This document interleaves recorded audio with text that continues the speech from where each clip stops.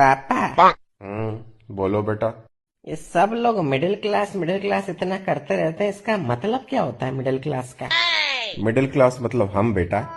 हाँ नहीं, वो तो पता है कि हम मिडिल क्लास हैं, पर इसका मतलब क्या एग्जैक्टली? हम मिडिल क्लास कैसे हैं? विस्तार में बताता हूँ चलो तुमको। देखो बेटा, एक बार एक गांव होता है जिस गांव में 3 लोग रहते हैं। एक का नाम होता है गरीब, एक का नाम होता है मिडिल क्लास, एक का नाम होता है अमीर। अब गांव में सभी लोगों को सुविधा मिल सके, इसके लिए यह तय होता है कि सभी लोगों को टैक्स देना पड़ेगा, महीने का 100 रुपए।